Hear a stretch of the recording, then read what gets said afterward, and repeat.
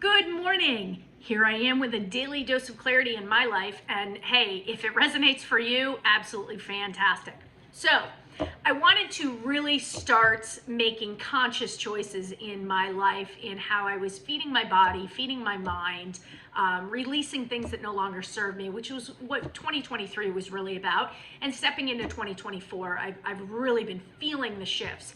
So recently, I was called intuitively to start drinking this green shake because of a podcast I listened to from this gentleman who's all about memory and how to create a better brain power. So this is his recipe, and so I started it. It's a mixture of kale, avocado, blueberries, spinach, spring mix, and organic, or not organic, but really high quality dark chocolate.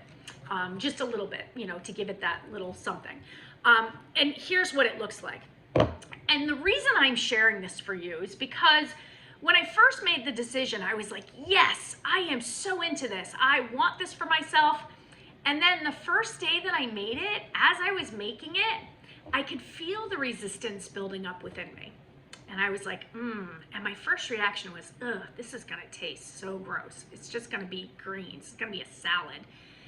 And what I realized in my conscious awareness in that moment was that I had no idea what this was going to taste like. Absolutely none. I was going literally by a past experience of when I was a gym rat and restricted my intake of foods that I enjoyed so that I could look a certain way, achieve a certain goal weight-wise, So automatically, my resistance to starting to drink this green shake was there. Here's what happened though.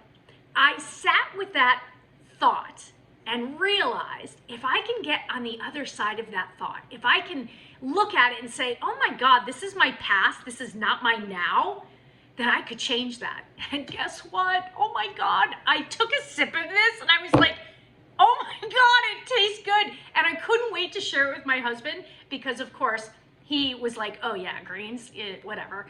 But it was so delightful because I got on the other side of that thought to realize that in this moment, I had a choice to make a new experience for myself. So here's the empowerment for me is realizing that the more conscious I become of my thoughts in the now, which we know is mindfulness, it helps us understand and choose differently. But how did I start to create this conscious awareness? This is where my clients don't really like me very much. Meditation. Yeah.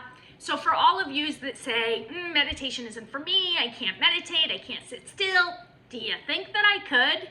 If you knew me and you knew the kind of energy I have or had before I started meditating, you would think, how does this girl sit and meditate? Here's why.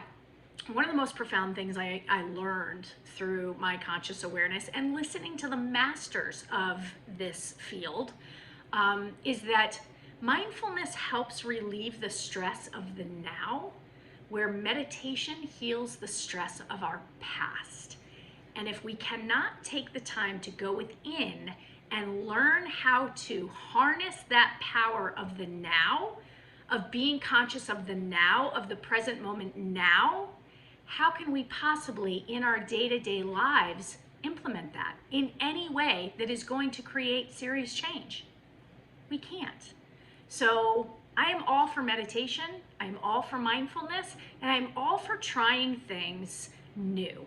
Like I'm literally trying so many new things this year and it's only like mid-January and I'm like all the things. I'm like, there's no resistance anymore. I am willing, I am open. And when you are willing, there's a way. Where there's willfulness, there isn't. But I'm willing. I'm not wishing for it. I'm actively making conscious choices. And the only way that I can do that is to meditate on a daily basis, go within and harness my own energetic frequency. So all the other things that I can't do it, I can't sit still, those are all just BS excuses keeping you in your patterns of not wanting to fully change. That's it. That's it. I'm sorry to be the bearer of bad news. I'm sorry to be the one to put it in your face. But the more that I understand, the more that I listen to the masters of neuroscience and quantum physics, the more I realize that this is the truth. So with that, guys, look at your resistance today in each and every moment. The more conscious you become of your resistance, the more conscious you become of your emotions, the more you'll realize that you are living in unconscious habits and patterns that most of the time weren't even created by you. And even more importantly, and this blew my mind, was to find out that our pasts, most of what we remember isn't even true. We actually embellish our stories each and every time. And even if you think you don't, you do. This is programmed within us, okay? It's programmed because every time we relive a memory, we have to bring it to the present moment. We're bringing our energetic frequencies to that moment again. So one, wherever you are, you could be in the best of mood and you tell a story of where you were. Oh, I had the worst this. Oh, my life this. Oh, this. Believe me, guys, I was the Emmy in victimhood. I could have won an Emmy award for my victim mentality. But now I just don't have room for it in my own life. And I also understand that everybody has to experience all of this on their own. I cannot ask you, I cannot push you, I cannot force you, because here's the thing, it creates resistance. No different than the resistance that I created. But when you make a decision to do the hard things yourself, you're actually training your brain and your body to do it again, over and over and over. But if you sit in your excuses of, I'm too tired, I'm too old, I don't feel good, I don't have enough time, I don't have the money, I don't have this, I don't have that, guess what? You're right, you don't. And that is my tip of clarity for the day. Hope it resonated. It definitely did with me, and I'll have more to come later. Bye, guys.